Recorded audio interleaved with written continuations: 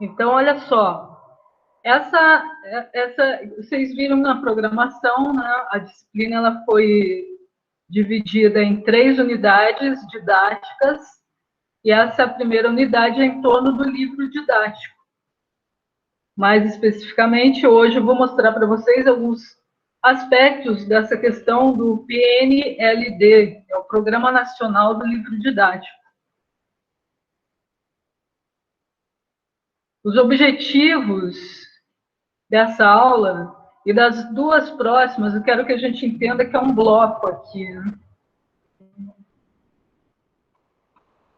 Então, nós temos um bloco de atividades que começa, esse bloco começa hoje, mas ele vai até quinta-feira.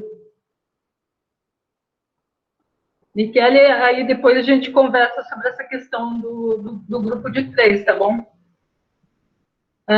Aqui, então, os objetivos dessa aula são refletir, vejam, quando eu estou falando objetivos, é o que eu estou esperando que vocês alcancem, né? Refletir sobre a importância do livro didático e do Programa Nacional do Livro Didático para o ensino público.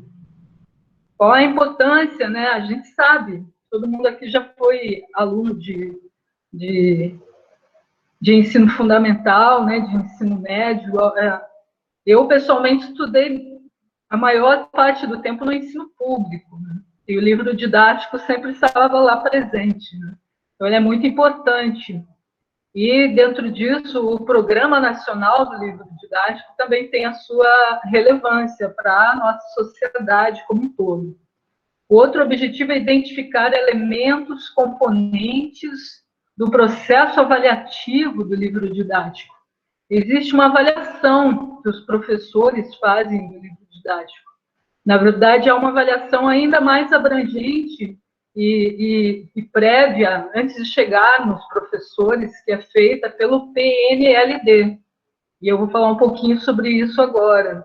Também naquele vídeo, né, que foi deixado para vocês disponível ontem, sobre o Programa Nacional do Livro Didático, tinha alguma coisa lá, né, mostrava como o PNLD funciona e falava, inclusive, dessa avaliação do livro didático que é feito antes dele chegar até as escolas.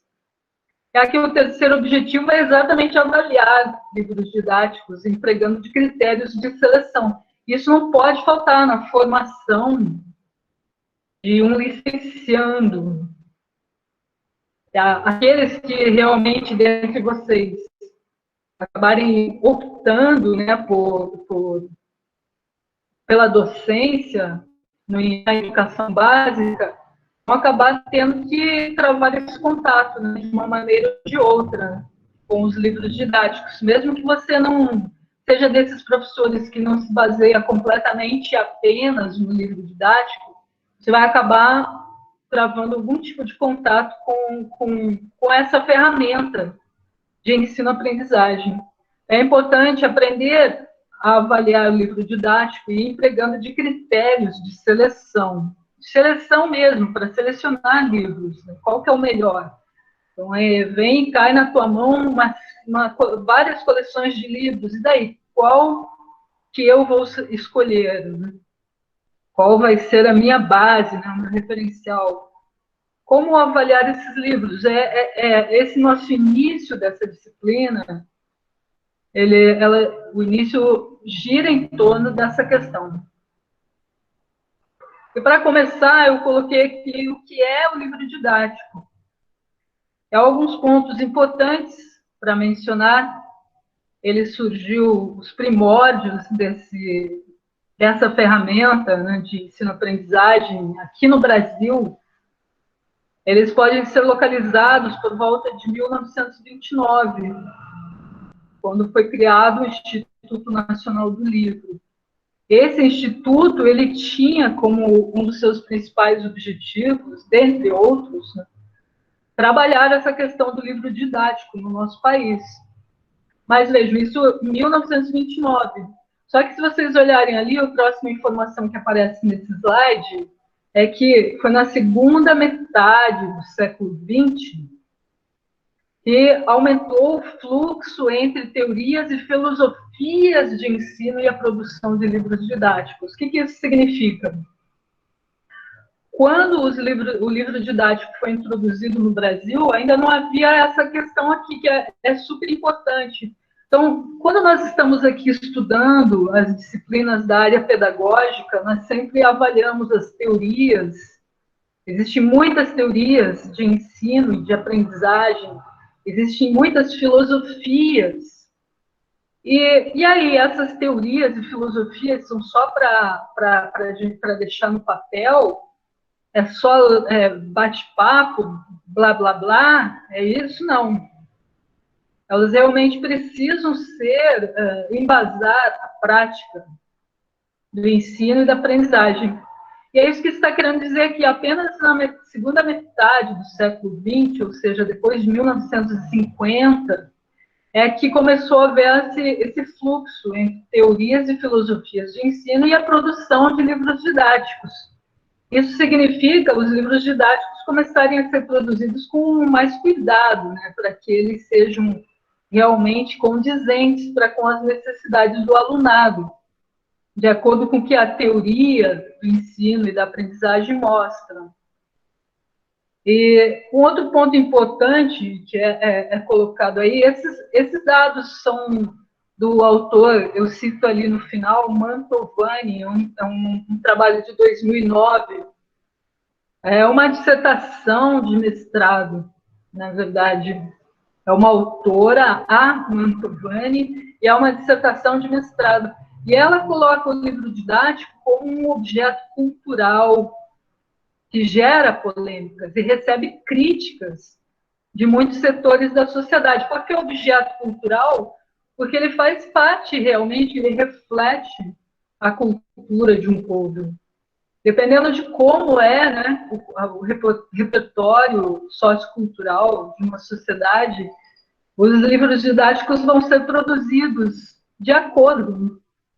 Então, se uma sociedade pensa de uma determinada maneira, né, vê de uma determinada maneira a biodiversidade, de acordo com a maneira como a sociedade vê a pessoa humana, né, as relações entre as pessoas, tudo isso vai refletir no livro didático. E, na verdade, assim, a Tatiane, a resposta é a seguinte: eu não vou ficar fazendo chamada, não, tá? Para todos, eu não vou fazer chamada. Eu comentei bem no início aqui, a gente faz. Eu vou estar acompanhando vocês através das tarefas que vocês têm para realizar mesmo. A participação nas aulas é uma questão assim, de necessidade mesmo, para vocês desenvolverem essas tarefas. E de consciência. Ah, pode falar.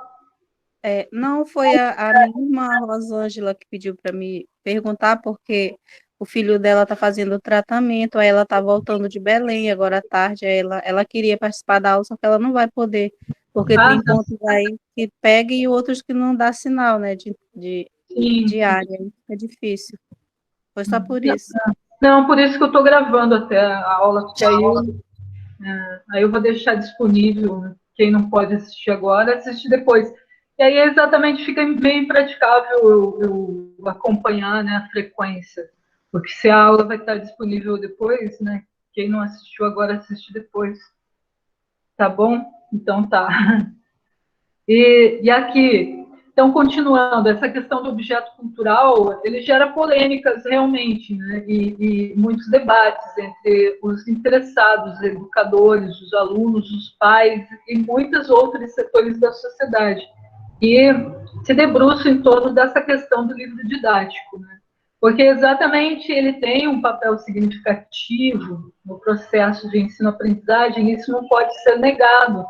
E ao mesmo tempo, esse papel ele não pode assim se sobrepor ao de outras ferramentas de ensino-aprendizagem. Não é questão de apenas usar o livro didático e o quadro de giz, né? E isso a gente tem frisado muito em todas as disciplinas da área pedagógica. E aqui em metodologia do ensino de ciências e biologia, a gente vai, de novo, voltar a falar sobre isso, vocês vão se exercitar em muitos momentos, né? Alguns, esse é o quarto ponto que está colocado nesse slide, né? Apesar disso que eu estou falando, alguns realmente usam apenas o livro didático como material de trabalho, enquanto outros usam apenas como apoio. Realmente usar só o livro didático acaba limitando bastante, né, o repertório e dificultando mesmo para alguns alunos que talvez tenham dificuldade de estudar assim. Essa que é a questão mais importante a ser considerada. Há uma diversidade muito grande de interesses entre as pessoas, né? E de facilidades e dificuldades. Alguns têm facilidade para aprender de um jeito, outros têm facilidade para aprender de outro jeito. Tem uns que nem usam. Exato, Gisele. Tem uns que nem usam. Mas, na verdade, esse último ponto que está nesse slide tem que ser considerado, né? O livro didático, ele traz uma sistematização dos conteúdos que devem ser trabalhados em classe. E ele é, portanto, um instrumento de apoio mesmo, tanto para o professor quanto para o aluno. Ele precisa ser compreendido dessa maneira. Mas não... Professora? Sim, Raquel. Boa tarde. Falando sobre a sua fala a respeito do livro didático, né? A gente percebe que agora, por exemplo, no período de pandemia, o meu filho ele faz o 2º ano e os professores, né, disponibilizaram livros para fazer as atividades em casa e depois retornar. Os livros, claro, eles são importantes, eles são uma ferramenta importante, mas a gente percebe, eu como mãe e também como aluna, que sou e que já fui, que só a ferramenta do livro didático é muito vago, né? Então, infelizmente, essa situação da pandemia provoca esse uso somente do livro, né? Então, a gente, enquanto mãe, pelo menos eu procuro outras formas de repassar aquele mesmo conteúdo, mas a gente sabe que tem pessoas, tem famílias que não têm condições de buscar essas outras formas para que as crianças tenham um aprendizado melhor. Era só esse meu ponto de vista em relação a isso. Muito obrigada. Ótimo, Raquel, isso mesmo. E, inclusive, você tocou num assunto bem importante, né, que é essa participação dos pais. Né? Isso já é demonstrado cientificamente que funciona muito mais, né, que os alunos que contam com essa participação dos pais na sua educação escolar, eles têm um rendimento muito maior na aprendizagem. E a diversificação, realmente, diversificação dos recursos, né, de ensino é fundamental. Nós vamos falar muito mais sobre isso ainda ao longo dessa disciplina. Aí, continuando aqui, entrando em alguns detalhes sobre o Programa Nacional do Livro Didático, chamado PNLD, né? Foi criado em 1985, e aí ele envolve uma cadeia muito grande de processos até que o livro chegue na escola. Esse programa, ele coordena desde a seleção, né, a avaliação, a seleção de livros que vão ser distribuídos, a aquisição e a própria distribuição gratuita aos alunos das escolas públicas brasileiras. Ele também tem sido bastante criticado, né? Esse programa nacional, obviamente, nada funciona de uma maneira perfeita, né? Eu acho que nem aqui no Brasil, nem em nenhum outro país. Né? Mas tem algumas coisas que aqui e em outros países semelhantes ao nosso acaba sendo mais complicado ainda. Né? Mas, de qualquer forma, o programa ele tem funcionado e ele é bem importante. Então, ele surgiu, foi criado em 1985, mas 10 anos depois é que começou a haver uma análise maior, uma avaliação pedagógica dos livros. A princípio, lá no início, era um pouco menos organizada essa questão da avaliação pedagógica. Hoje em dia, ela já está bem mais organizada, mas mesmo assim, seus critérios e a maneira de selecionar quem participa, né, dessa avaliação, desse processo avaliativo, é que tem sido bastante criticados. Mas há uma avaliação e é importante que ela exista, porque o MEC, né, ele adquire esses livros com dinheiro público e distribui, né, para as escolas assim que recebem um alunado muito abrangente, né, de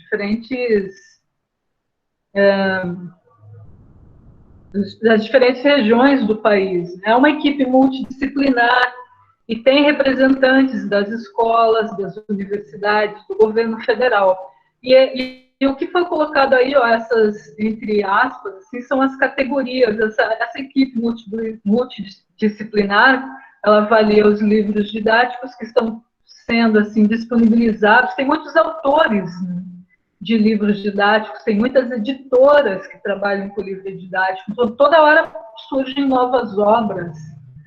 E como que essas obras podem chegar às escolas? Passando por esse Programa Nacional do Livro Didático. Então, vai passar por uma avaliação, qualquer obra nova, né? Ou até novas edições de uma mesma obra que já esteja sendo distribuída, né? Que já esteja sendo trabalhada nas escolas. Então, vai passar por uma equipe multidisciplinar. Essa equipe pode recomendar, veja, ler, alguns livros são classificados recomendados com ressalvas, livros que são recomendados e aqueles que são recomendados com distinção. Então, com ressalvas, essas ressalvas são mencionadas, quais são.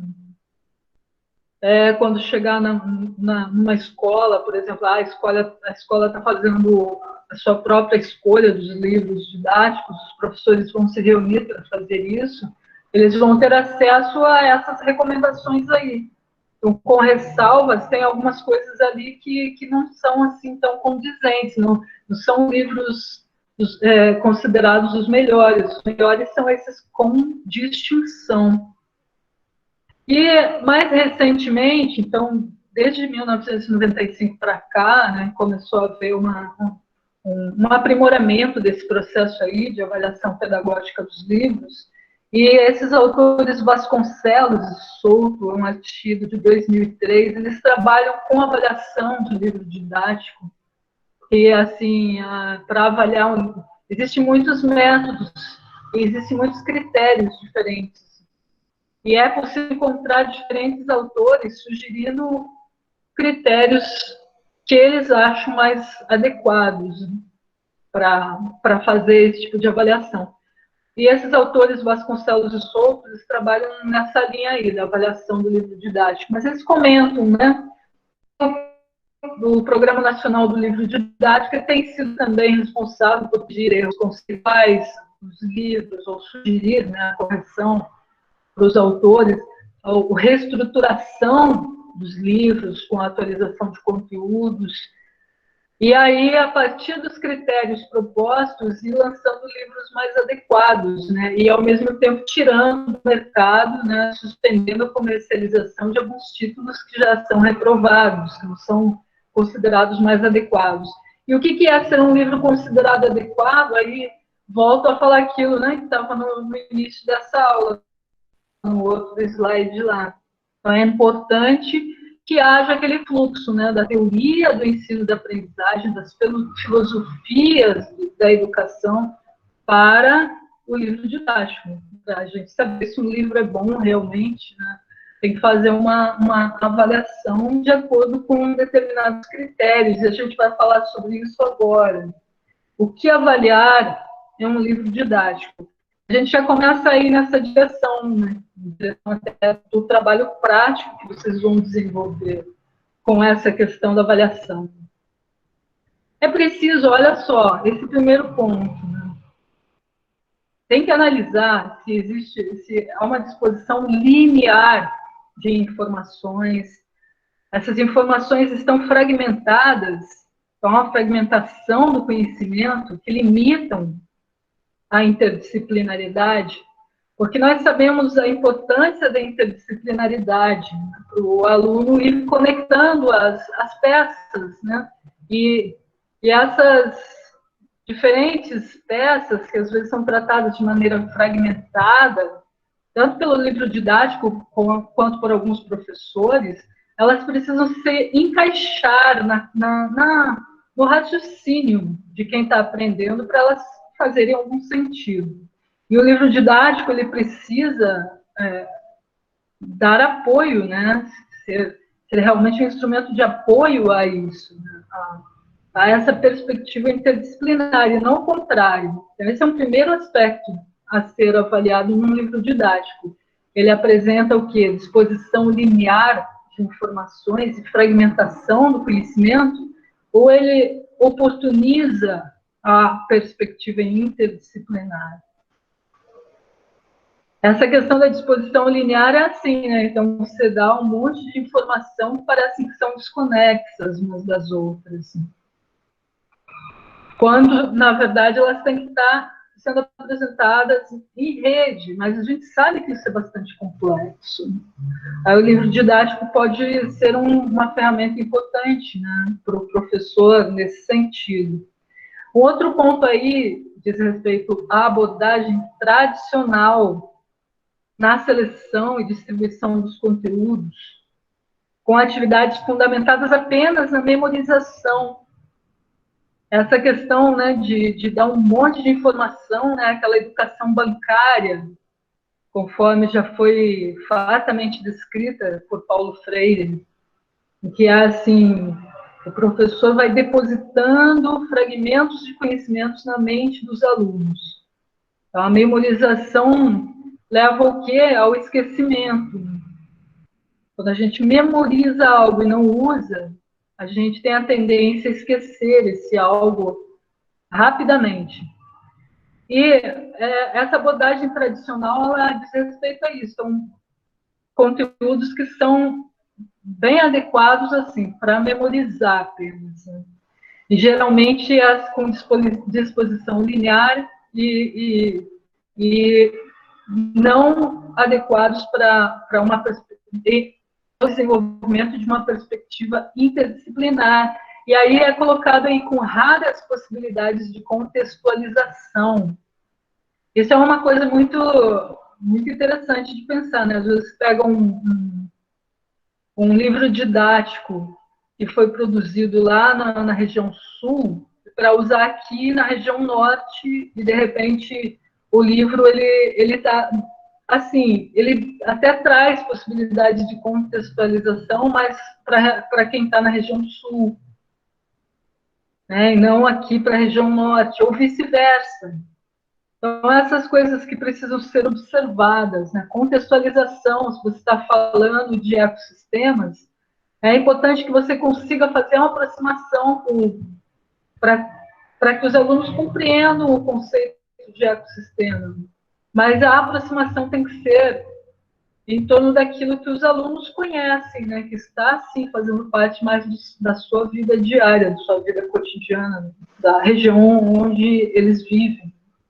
Contextualizar, é isso. E é essa questão que está no terceiro ponto aí do slide, atividades que não contemplam a realidade imediata dos alunos e que distanciam até os objetivos daquele recurso e o produto final. Então, o distanciamento do objetivo. Qual o objetivo do livro didático? É facilitar o processo de ensino-aprendizagem. E o produto final esperado é o ensino bem-sucedido e a aprendizagem significativa, a aprendizagem transformadora. É a aprendizagem que se transforma em convicção, que se transforma realmente em hábitos, em atitudes, né, perante o dia a dia, perante a vida. Será que, então, isso precisa ser analisado? Quando se pega um livro didático, isso vai contemplar a realidade imediata dos alunos, vai aproximar os objetivos desse recurso e produto final? E esses autores, né, Vasconcelos e Souto, eles colocam também na questão de muitos livros, eles têm assim como finalidade treinar os indivíduos para repetir conceitos, aplicar fórmulas e armazenar termos. E aí o aluno, nesse caso, ele tem uma posição secundária no processo de ensino-aprendizagem, sendo que o aluno deve ser visto como o foco principal. O processo de ensino-aprendizagem ele se desenvolve em torno do aluno, não em torno do professor. Tanto o professor quanto o livro didático, eles têm essa função de dar assistência, né? de mediar. Né? O aluno ele não está ali na escola apenas para memorizar, para repetir conceitos, sem uma aplicação prática, sem uma contextualização, sem um sentido, né, na vida dele. Tudo isso precisa ser observado em um livro, quando está se avaliando. Né? E aqui, a imagem não fica tão bonita, né? As letras estão miúdas, mas eu peguei aqui uma sequência de um manual do professor.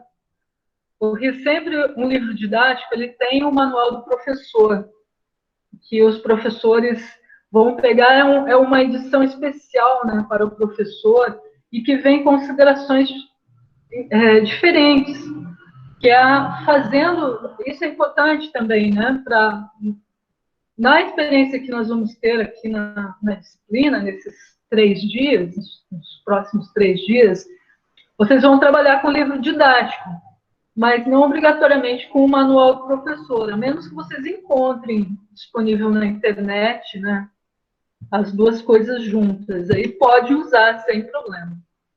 Mas depois a gente vai falar mais sobre o trabalho prático em si. Agora eu quero só mostrar para vocês aqui que esse manual do professor, ele vem, aqui a gente tem algumas coisas que um manual desses pode trazer para também te ajudar numa escolha, né? Qual seria a melhor coleção para você usar, né, com as suas turmas. Quando eu falo você, eu não estou falando para nenhum de vocês em particular, você de uma maneira neutra, né? Aquele professor, né, que for precisar empregar dessa metodologia, né, da avaliação do livro didático. Então, veja aqui, ó, considerações gerais sobre a coleção, tem subsídios. Eu escolhi ao acaso, né? Mas eu achei bem organizada essa coleção aqui. E eu peguei só para mostrar como um exemplo. Né? Então, o manual do professor ele traz subsídios para o planejamento pedagógico, considerações sobre a avaliação dos alunos com relação ao conteúdo que está nesse livro, sugestão para leituras complementares para os alunos, sugestão de leituras complementares para os professores. E aí aqui, esse era um livro do 6º ano, então tem as unidades, né, dentro do livro e os capítulos. Então vejam ali, isso daqui vai aparecer melhor em um outro slide, essa subdivisão. Aqui alguns comentários, é o mesmo livro, então, o mesmo manual do professor. Comentários sobre algumas seções do livro do aluno, vejo.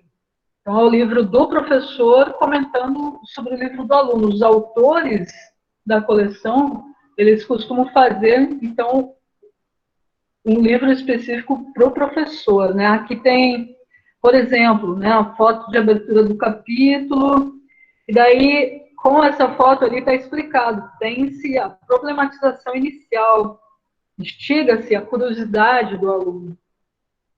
E interessado no assunto pode ter um aprendizado mais efetivo.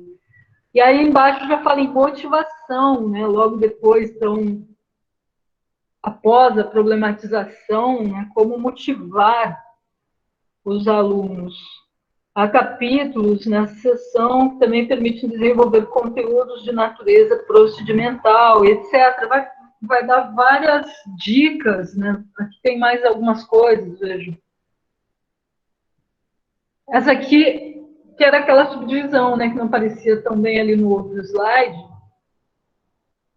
Então, unidades e capítulos, 6º e 7º anos no ensino fundamental. a unidade A do 6º ano, capítulo 1, seres vivos e cadeias elementares, capítulo 2, fotossíntese, capítulo 3, teias alimentares. Então, essa unidade 1 é mais voltada para a biodiversidade.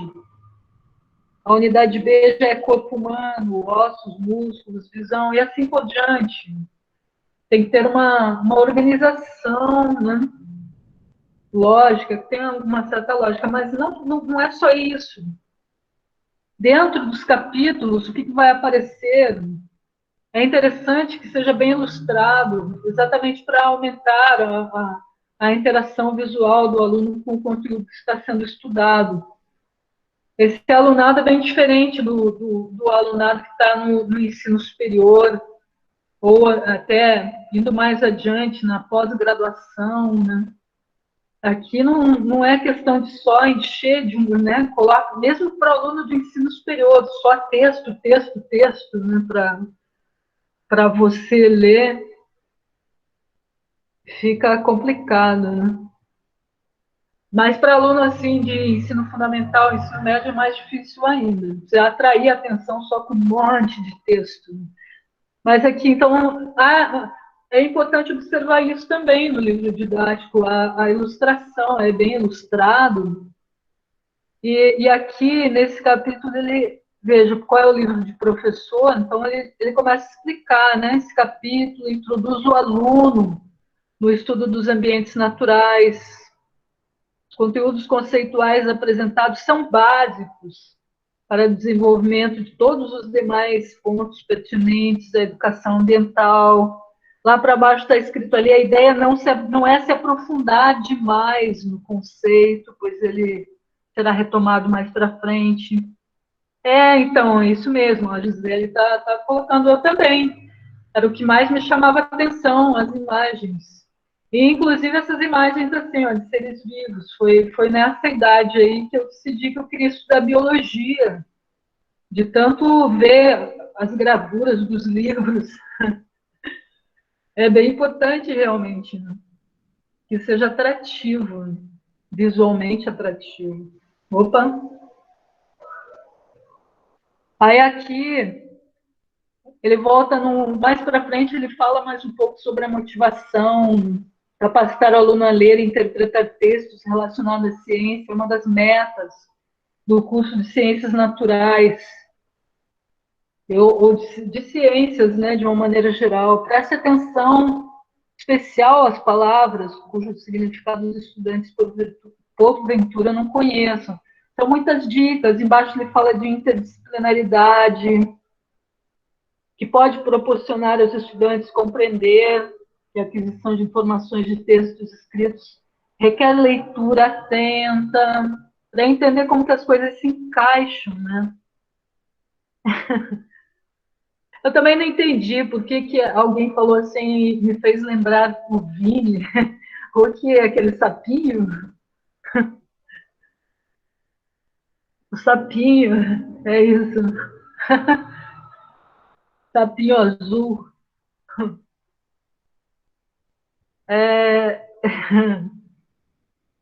Bom, continuando aqui.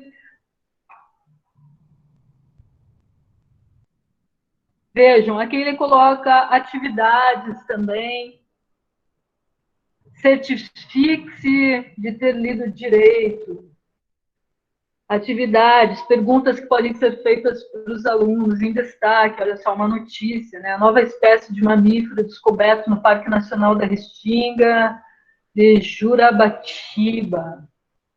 Enfim, tem que analisar tudo isso, e os livros didáticos têm vindo muito enriquecidos, né? Vejam aqui o uso da internet, sugerindo, né, a seu critério, amplie a atividade, use a internet, sugerida nessa página. Convide cada aluno a expor em público as características listadas e relacione-as com os conteúdos dos capítulos. Aqui está falando da interação dos seres vivos, a ecologia, né? Depois de ter mostrado essa parte, vocês vão buscar outros, assim como eu mostrei esse dali. Eu escolhi esse livro E eu vou escolher alguma parte desse livro para gravar um modelo de avaliação para deixar para vocês no podcast. Porque vocês aí vão ter que fazer isso também, né? Mas antes de chegar na prática propriamente dita, vejam, aqui esses são os componentes do processo avaliativo do livro didático que foram empregados pelos mesmos autores que eu citei, o Vasconcelos do Souto, 2003, e outros autores que já seguiram também a proposta deles. Eu achei que podia ser um bom começo nós trabalharmos com esses critérios aqui, mas, obviamente, que se vocês pegarem outros autores, fora esses dois aí, vocês vão encontrar outras possibilidades de critérios para avaliação do livro didático. Aqui nós temos, vejam, conteúdo teórico, recursos visuais, que a gente estava falando agora, atividades propostas, recursos adicionais. Aqui eu começo já a explicar realmente o que vocês vão usar, porque, não sei, talvez vocês ainda não tiveram tempo, mas depois que a gente terminar essa parte aqui, né, essa parte expositiva da aula do Google Meet, aí vocês podem entrar no Google Classroom, que eu também deixei lá para vocês um roteiro para já ir começando esse trabalho aí da avaliação do livro didático. E lá vocês vão ter esses mesmos critérios que estão listados aqui agora. Quem foi Michele, né, que perguntou como que a gente vai dividir a turma em equipes. Exato, vocês vão precisar realmente dividir a turma em equipes. Da outra disciplina, foi você mesma. Na outra disciplina que nós tivemos juntos, vocês conseguiram fazer, né, a divisão de equipes numa boa. Então, eu imagino que vocês vão conseguir fazer de novo, o Michele. Eu acho que vocês podem conversar entre vocês, né? Eu acredito que algumas equipes já sejam até pré-formadas, né? Já estão acostumados a trabalhar juntos. Então, vocês combinam entre vocês, através do WhatsApp, ou telefone, como vocês preferirem. Eu realmente não quero eu designar, eu acho que a melhor coisa a fazer é vocês mesmos se decidirem entre vocês. Mas aí, se tiver alguém... Aí, ela já está pedindo, né? O grupo pode adotá-la, né?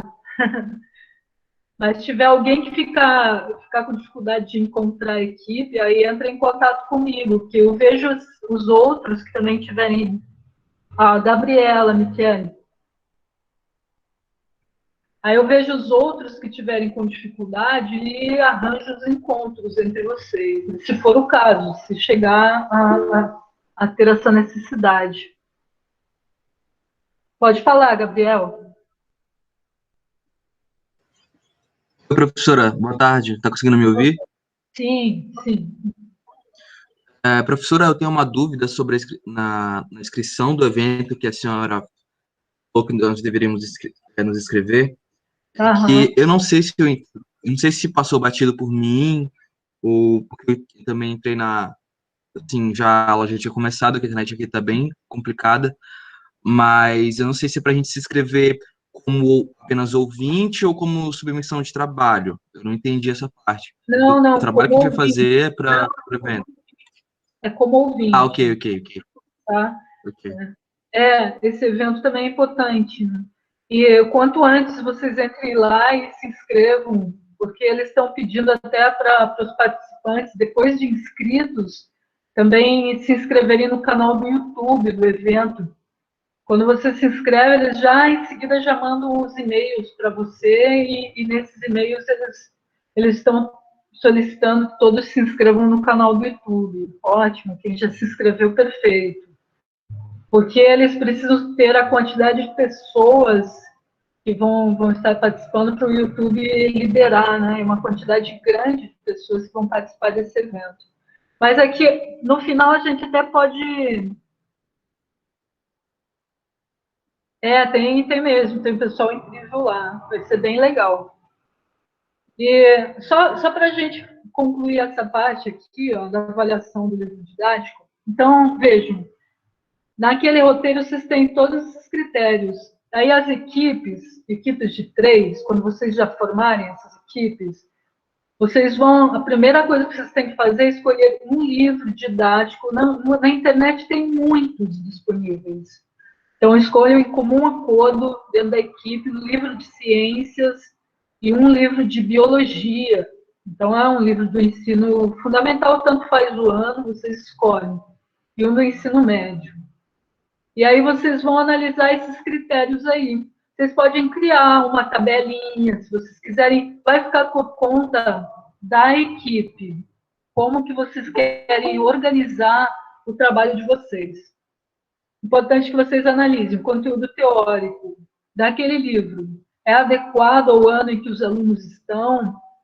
O que vocês acham? Analisando, né, baseado no que vocês já conhecem, na vivência de vocês. A turma de vocês não teve estágio ainda, né? Vocês não tiveram estágio supervisionado, né? Não, a gente não teve estágio, mas a gente teve uma breve.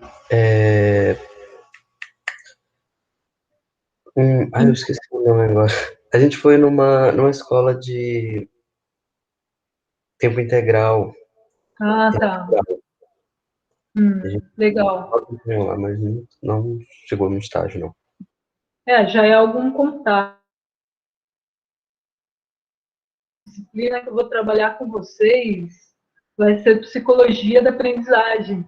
A psicologia da aprendizagem, ela ia ajudar bastante, na verdade, ela vai vir depois. A escola agrícola, ótimo. Certo, muito legal. A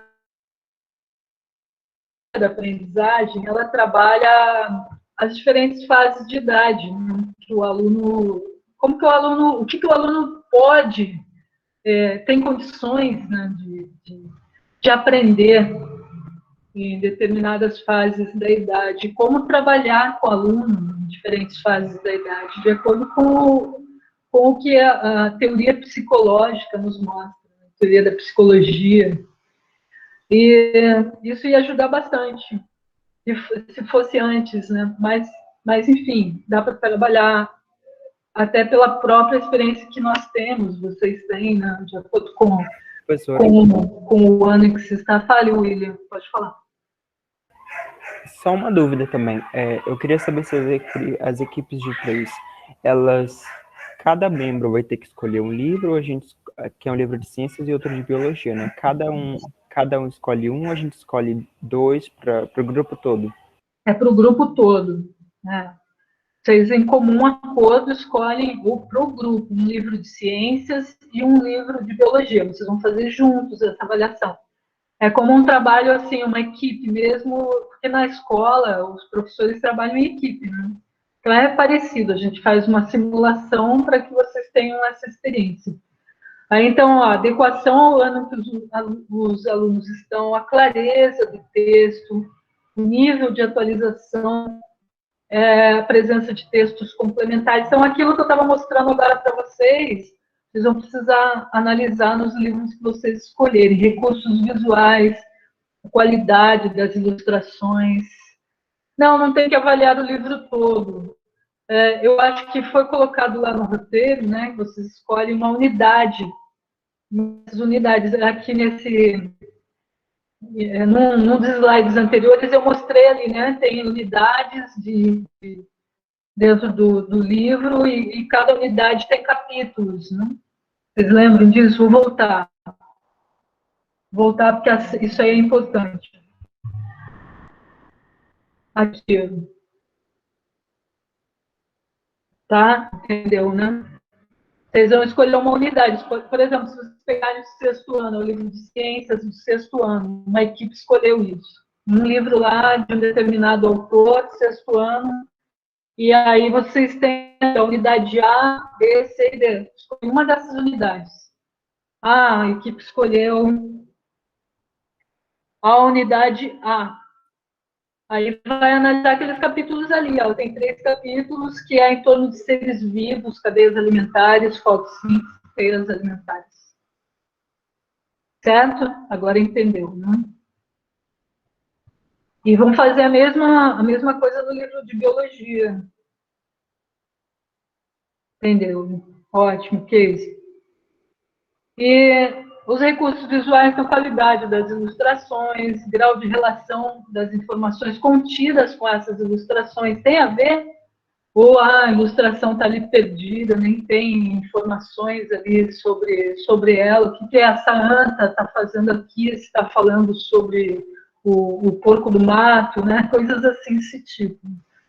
Então, inserção ao longo do texto, está bem colocado o recurso visual, a veracidade da informação daquela ilustração, será que é isso mesmo?